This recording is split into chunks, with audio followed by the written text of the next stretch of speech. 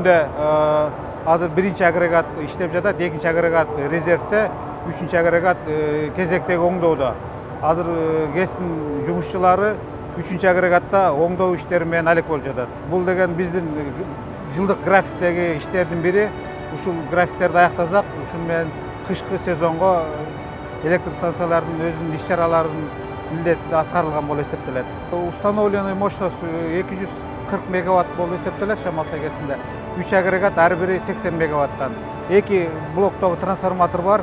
Биринчиси 110 киловаттка чыңалууну жогорулатып системага берет. Экинчи блокто трансформатор 220 киловаттка чыңалууну системага берет.